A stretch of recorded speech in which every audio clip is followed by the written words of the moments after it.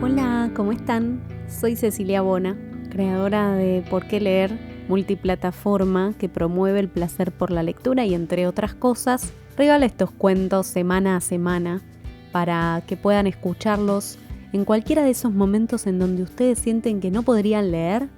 Bueno, estuve buscando porque lo que creo es que Audiolibros Por qué leer es como una especie de antología, una reunión de cuentos que, aunque parezca que no tienen muchas cosas en común, tienen un criterio y un estilo que los aúna. Y decía que estuve buscando algunos cuentos japoneses, no quería caer en los obvios, no quería caer en los típicos, y fui a buscar autoras japonesas que se hubieran distinguido. Una búsqueda un poco infructuosa, no porque no las haya, sino porque yo no conocía tanto sus textos y no sabía cómo llegar a ellos. Muchos incluso no están ni siquiera traducidos al español, apenas han sido traducidos al inglés.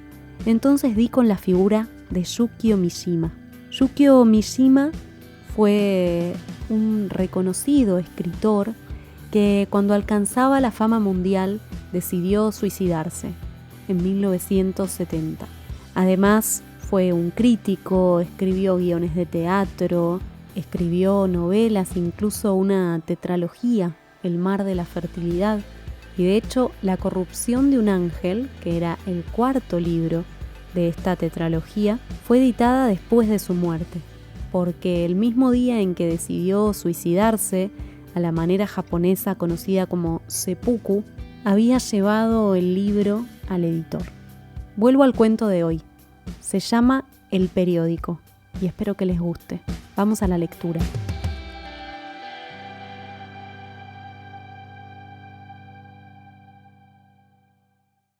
El marido de Toshiko estaba siempre ocupado.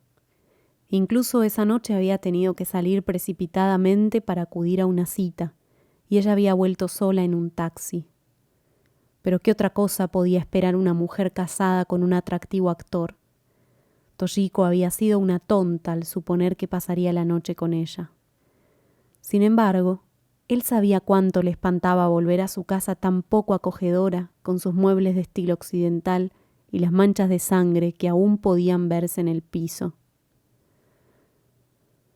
Toshiko había sido siempre extremadamente sensible. Tal era su naturaleza. Como resultado de un constante preocuparse por todo, jamás engordaba, y ahora, ya una mujer adulta, más parecía una figura etérea que una criatura de carne y hueso.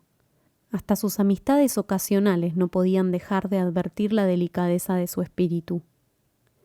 Aquella noche se había reunido con su marido en un nightclub y se había sentido herida al encontrarlo relatando a sus amigos una versión del incidente.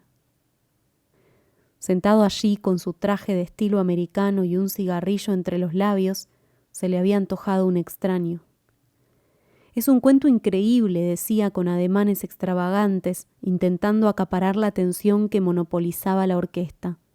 Fíjense ustedes que llega a casa la niñera enviada por la agencia de colocaciones para nuestro hijo y lo primero que veo es su vientre, enorme, como si tuviera una almohada debajo del kimono, y no era de extrañar, porque enseguida observé que podía comer más que todos nosotros juntos. Nuestra provisión de arroz desapareció así, hizo chasquear los dedos. Dilatación gástrica, tal fue la explicación que nos dio acerca de su gordura y su apetito. Anteayer escuchamos quejidos y lamentos provenientes de la habitación del niño. Corrimos hasta allí y la encontramos en cuclillas, agarrándose el vientre con las dos manos, gimiendo como una vaca. En la cuna, a su lado, nuestro chico, aterrado, lloraba con toda la fuerza de sus pulmones. Les aseguro que era algo digno de verse. ¿Y salió el gato encerrado?, preguntó un amigo, actor de cine, como el marido de Toshiko. Vaya si salió. Me dio el susto de mi vida. Yo había aceptado sin titubear la historia de la dilatación gástrica, ¿comprenden? Bueno, sin perder el tiempo rescaté la alfombra fina y extendí una manta sobre el piso para que se acostara allí. Durante todo el tiempo la muchacha gritaba como un cerdo herido. Cuando llegó el médico de la clínica, el chico ya había nacido. La habitación había quedado convertida en un matadero. No me cabe la menor duda, apuntó alguien, y todo el grupo se echó a reír. Escuchar a su marido hablar del horrible suceso como de un incidente jocoso hizo enmudecer a Toshiko.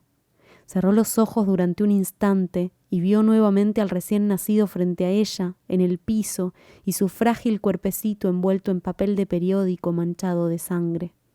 Toshiko pensaba que el médico lo había hecho todo por despecho, como para acentuar el desprecio que sentía por esta madre que había dado a luz a un bastardo en tan sórdidas condiciones. Había ordenado a su asistente que en vez de envolver al pequeño con los correspondientes pañales, lo hiciera con papel de periódico. Esta dureza para con el recién nacido hirió a Toshiko. Sobreponiéndose al disgusto que le causaba toda la escena, había buscado un pedazo de franela sin usar que tenía en reserva y, fajando cuidadosamente al niño, lo había depositado sobre un sillón. Esto había sucedido después de que su marido saliera de la casa.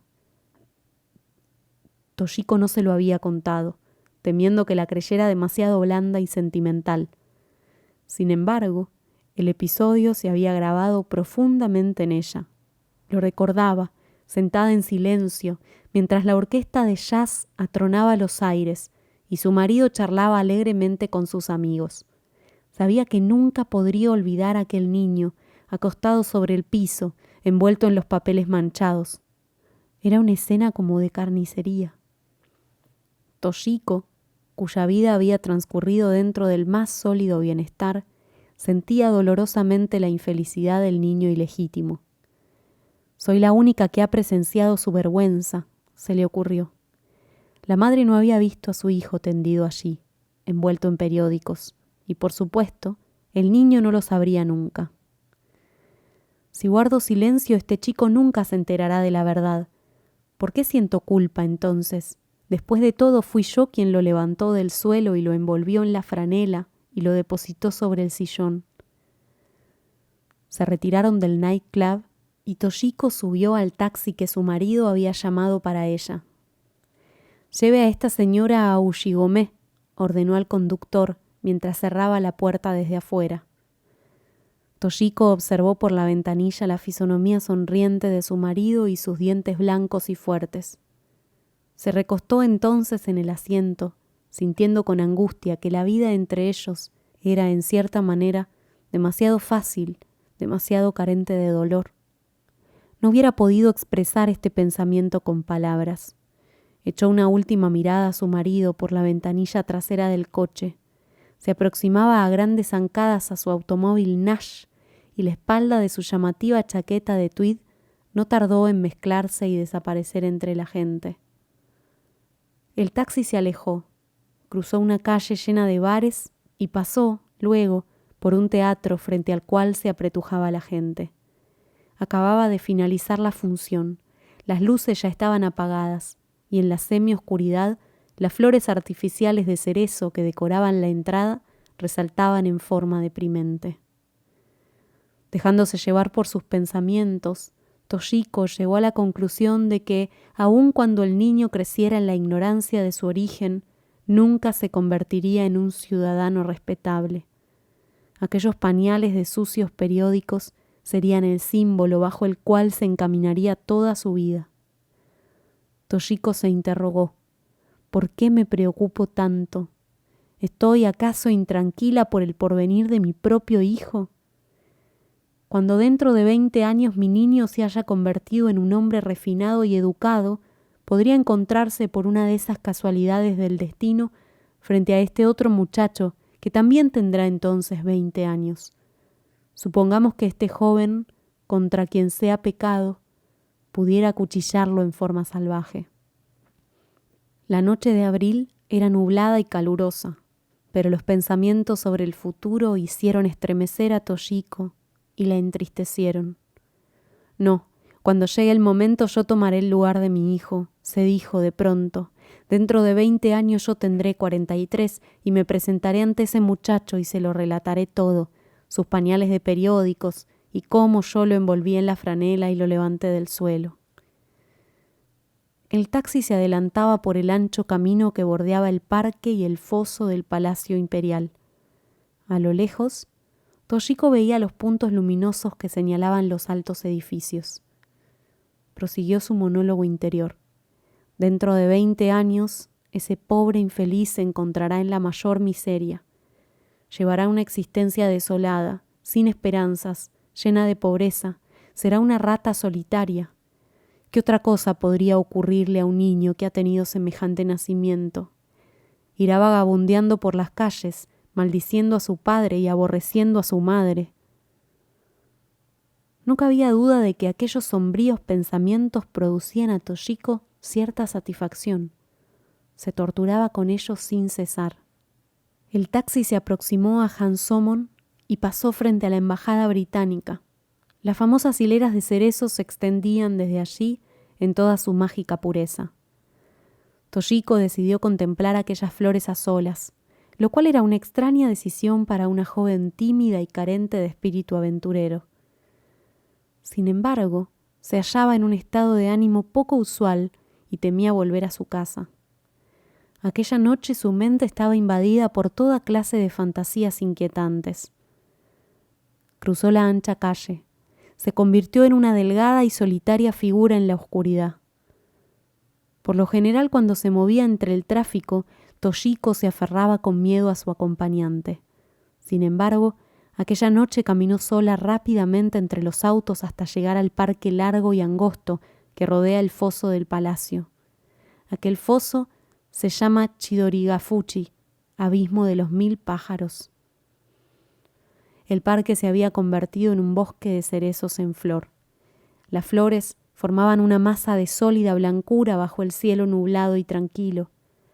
Los farolitos de papel que colgaban entre los árboles estaban apagados. Los reemplazaban lamparillas eléctricas de varios colores que brillaban tenuemente bajo las flores. Ya eran más de las 10 y la mayoría de los visitantes se habían marchado. Los pocos que aún permanecían allí empujaban automáticamente con los pies botellas vacías o aplastaban los desechos de papel al caminar. Periódicos, recordó Toshiko, y su mente retornó al hilo de los acontecimientos anteriores. Papel de periódico manchado de sangre. Si un hombre oyera hablar alguna vez de tan lastimoso nacimiento y descubriera que era el suyo, aquello bastaría para arruinar toda su vida. Y yo, una extraña, tendré que guardar tan gran secreto, el secreto de una vida. Perdida en estos pensamientos, Toshiko caminó por el parque. La mayoría de los transeúntes eran parejas silenciosas que no le prestaban atención. Vio a 2 personas sentadas sobre un banco de piedra al lado del foso. No miraban las flores, sino el agua. Todo estaba oscuro y envuelto en pesadas tinieblas. El sombrío bosque del Palacio Imperial se perdía tras el foso. Los árboles parecían formar una sólida masa con el oscuro cielo. Toshiko caminó lentamente por el sendero sobre el cual colgaban grávidas las flores. Sobre un banco de madera ligeramente apartado de los demás, vio algo que no era, como imaginara en un principio, una cantidad de flores de cerezo ni alguna prenda olvidada por los visitantes del parque. Al acercarse comprobó que era una forma humana echada sobre el banco. ¿Sería alguno de esos miserables borrachos que se ven durmiendo a la intemperie? Evidentemente no era ese el caso, ya que el cuerpo había sido cuidadosamente cubierto con papeles cuya blancura había atraído la atención de Toshiko. Observó detenidamente al hombre con camiseta marrón, acurrucado sobre una cama de papeles de periódicos y también cubierto por ellos. Sin duda, aquella era su morada ahora que la primavera había llegado. Toshiko observó el pelo sucio y despeinado, que en ciertas partes mostraba una irremediable decadencia. Mientras velaba el sueño del hombre envuelto en periódicos, no pude evitar el recuerdo de aquel otro niño acostado en el suelo, cubierto por sus miserables pañales. El hombro enfundado en la camiseta marrón subía y bajaba acompasadamente en la oscuridad. Toshiko sintió, de repente, que todos sus miedos y premoniciones tomaban cuerpo. La frente pálida del hombre se destacaba en la oscuridad. Era una frente joven, aunque surcada por las arrugas de largas penurias y miserias. Había remangado ligeramente sus pantalones color caqui y en sus pies descalzos llevaba zapatillas deshilachadas. Resultaba imposible ver su rostro y de pronto Toshiko sintió un deseo incontrolable de observarlo. La cabeza del hombre estaba semioculta entre sus brazos, pero acercándose aún más, Toshiko pudo ver que era sorprendentemente joven. Observó las gruesas cejas y el fino puente de la nariz. La boca, ligeramente entreabierta, respiraba juventud. Pero Toshiko se había acercado demasiado. La cama de periódicos crujió en el silencio de la noche y el hombre abrió bruscamente los ojos. Se levantó de pronto al ver a la joven parada a su lado. Sus ojos brillaron en la noche y segundos después, una mano llena de fuerza tomó la fina muñeca de Toshiko. Ella no se asustó ni hizo esfuerzo alguno para librarse. Como un relámpago, un pensamiento atravesó su mente. Ya habían pasado 20 años. El bosque del Palacio Imperial estaba tan oscuro como el azabache, y un profundo silencio reinaba en él.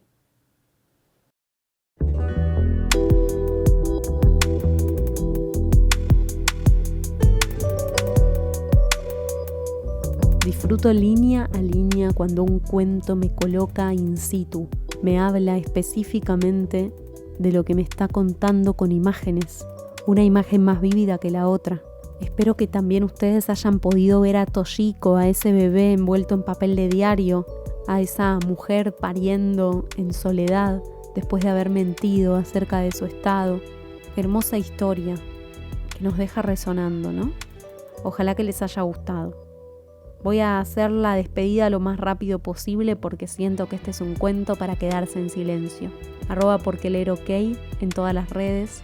Me pueden escribir para contarme qué les pasó con el cuento o para darme ideas de algún cuento que les parece que también tendría que estar en esta lista. Si tienen ganas, los invito a patrocinar el proyecto, esto es, hacer un aporte económico para que Por qué leer pueda seguir existiendo y me permita a mí hacer más y mejor mi trabajo. En la descripción les dejo un montón de links que pueden elegir y explorar para que se ajuste a sus posibilidades. Y si no pueden hacerlo, me ayudan muchísimo compartiendo, hablándole de este podcast a amigos, a gente cercana, para que la comunidad también siga creciendo. Les mando un abrazo muy fuerte. Hasta la próxima lectura. Chau.